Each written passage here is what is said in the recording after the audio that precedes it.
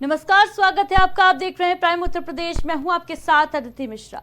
Suheldev Bharatiya Samaj party के राष्ट्रीय प्रवक्ता सुभाष चंद्र यादव का बड़ा बयान सामने आया है। इस बयान में उन्होंने अखिलेश यादव को सीधे सीधे चेतावनी दे डाली है और कहा है कि ईंट फेंकोगे तो जवाब पत्थर से दिया जाएगा। क्या कुछ कहा, आपको सुनाते हैं। जो अपनी अखिलेश यादव जी सोने का चम्मच लेकर पैदा हुए, आप हमारे नेता की बराबरी कर पाएंगे? आपकी हैसियत नहीं कि आप हमारे नेता की बराबरी कर पाएँ। सही मायनों में देखा जाए तो आप हमारे नेता के जूते के बराबर भी नहीं हो, और ये पूरी जिम्मेदारी के साथ मैं बोल रहा हूँ। सोने का चम्मच लेकर पैदा होने वाले व्यक्ति जो अपनी बनाई हुई, अपने बाप की बनाई हुई जागीर को संभालने का भी कार्य नहीं कर पा रहे हैं, अपने बाप की बनाई हुई राजनीति की विरासत के ऊपर बैठ के राजनीति की रोटियाँ सेकने का काम कर रहे हैं। आप हमारे नेता के संघर्षों के बारे में जानते क्या हैं? माननीय श्री अखिलेश यादव जी, इस वीडियो के माध्यम से मैं आपको चेतावनी देता हूँ कि आप अपने शब्दों पर लगाम रखिए। अगर आपने इस प्रकार फिर से हमारे नेता के ऊपर किसी भी प्रकार की टीका टिप्पणी की तो इसका अंजाम बड़ा बुरा होगा। अगर आप ईंट फेंकने का कार्य करेंगे तो ये आप मत सोचिए कि इधर से फूल बरसाए जाएंगे। ईंट का जवाब पत्थर से दिया जाएगा। अखिलेश यादव। और अब खबर हमीरपुर से है। एक ऐसा मामला यहां सामने आया है जो मानवता को शर्मसार करने वाला है। एक तरफ वीआईपी गाड़ियों को जाने दिया गया, दूसरी तरफ एक बेटे को अपनी मां के शव को ले जाने के लिए संघर्ष करना पड़ा। दरअसल कानपुर सागर हाईवे पर यमुना पुल की मरम्मत चल रही थी। इसके चलते शनिवार सुबह 6 बजे से किसी भी तरह का वाहन का आगमन पूरी तरीके से रोक दिया गया। बस पैदल यात्री ही पुल पार कर सकते थे। इसी दौरान वहां पर एक ऐसी तस्वीर देखने को मिली जिसने मानवता को शर्मसार कर दिया। एक बेटा अपनी मां के शव को स्ट्रेचर पर रखकर किस तरह किलोमीटर लंबा पुल पैदल पार करता इसमें नजर आया, क्योंकि प्रशासन ने शव वाहन को पुल पर प्रशासन ने चढ़ने की इजाजत नहीं दी। इस घटना के बाद आमजन में नाराजगी है। बेटा थक जाता तो शव को सड़क पर रखता, फिर उठाता और चलने लगता। ये नजारा जिसने भी देखा उसकी आंखें नम हो गईं।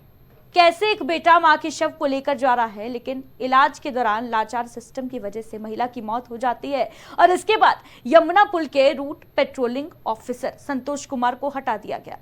मरम्मत कार्य के दौरान वाहन को पुल से निकालने पर एक्शन लिया गया है। साथ ही ड्यूटी में लापरवाही बरतने पर सहायक रूट पेट्रोलिंग ऑफिसर पर कार्रवाई भी शुरू कर दी गई है।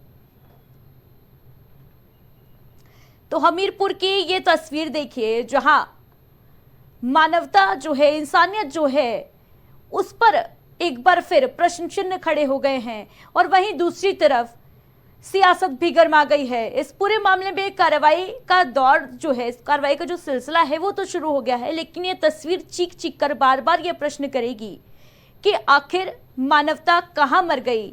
सिस्टम के अंदर, सिस्टम में काम कर रहे लोगों के अंदर क्या इंसानियत नहीं है? क्या वहां मौजूद जो लोग थे उनके अंदर इंसानियत नहीं थी? पहले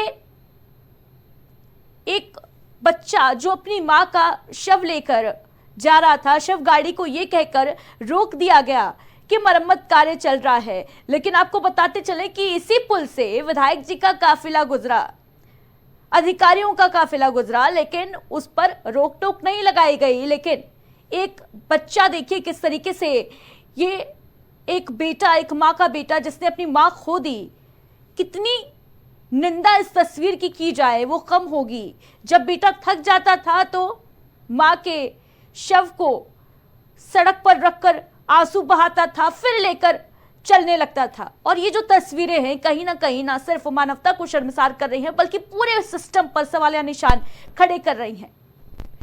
लाचार और बेरहम सिस्टम की ये तस्वीरें हमीरपुर में इंसानियत शर्मसार हो गई। और ये पहली तस्वीर नहीं है, ऐसी तस्वीरें आए दिन हम देखते हैं और बार बार प्रश्न यही उठते हैं कि आखिर इतनी बेरहमी क्यों? सिस्टम के अंदर क्या थोड़ी भी इंसानियत नहीं है? क्या सिस्टम में काम कर रहे लोग जो हैं वो रोबोट हैं? अभिषेक हमारे सहयोगी ज्यादा जानकारी के साथ हमारे साथ जुड़ रहे हैं। अभिषेक, हमीरपुर से ये तस्वीर जिसने भी देखी आंखें उसकी नम हो जाती हैं। जितनी बार आप इस तस्वीर को देखेंगे कहीं ना कहीं ये जो पूरी तस्वीर है वो मानवता पर तो सवालिया निशान खड़े कर ही रही है कि आखिर हमारे अंदर की जो इंसानियत है वो इस कदर मर चुकी है क्या कि ऐसी तस्वीरें आए दिन सामने आ रही हैं। दूसरी तरफ सिस्टम की बात करें तो क्या ही कहें सिस्टम को, कितना बेपरवाह, कितना बेबस सिस्टम नजर आता है। जी, जैसा कि मैं आपको बता दूं कि इंसानियत को शर्मसार कर देने वाली ये जो तस्वीरें सामने आ रही है, जहां एक और विधायक की गाड़ी पुल के ऊपर से गुजरती हुई नजर आ रही है और वहीं दूसरी ओर जो फोटो वायरल हो रही है, उस फोटो पर एक बेटा अपने माँ के शव को हाथों पे ले जाकर नजर आ रहा है साफ तौर पर। और करीब 1 किलोमीटर लंबा पुल है ये, जो NH-34 कानपुर सागर हाईवे का पुल है। 1 किलोमीटर लंबा है, जिसको पार करने पर बेटा अपने माँ के शव को ले जा रहा है और ले जाते हुए लगभग उसको 3 से 4 बार उस पुल पर रखना पड़ता है थकने की वजह से, और फिर थकता है, फिर उठाता है, फिर रखता है। इस तरीके से वो 4 बार शव को पुल पर रखता है और पुल पर रखने के बिल्कुल बाद अभिषेक, ये जो तस्वीर निकल कर सामने आई, कहीं ना कहीं सिस्टम को अगर हम छोड़ भी दें, क्योंकि सिस्टम का तो यही काम ही है, ये हम आए दिन देखते हैं, लेकिन वहां पर और भी तो लोग मौजूद होंगे, उनकी भी इंसानियत क्या मर गई थी? किसी ने उस बच्चे की हेल्प करने के लिए भी किसी ने अपने हाथ आगे नहीं बढ़ाए। जिस तरीके की तस्वीर हमने देखी है कि एक बार वो जो बेटा है अपनी माँ के शव को रखता है, फिर उठाता है, थक जाता है तो फिर आगे बढ़ता है, ये जो तस्वीर है कहीं ना कहीं इंसानियत पर भी प्रश्न चिन्ह खड़े कर रही है। अभिषेक, बिल्कुल प्रश्न चिन्ह खड़े करती है, क्योंकि जिस तरीके से बेटा अपने माँ के शव को ले जा रहा है और थका हुआ बेटा, ना उसी वहां पर कोई मदद करने के लिए मौजूद है, ना प्रशासन का कोई आदमी दिख रहा है वहां पर जो उस शव को उठाने पे मदद करता और बच्चे को पुल पार कराने में मदद करवाता। लाचार थका हुआ बेटा, आंखों में आंसू है, पैरों में थकावट है, और किस तरीके से वो अपनी माँ के शव को ले जा रहा है और ले जाते समय थकता है, फिर उठाता है, रखता है।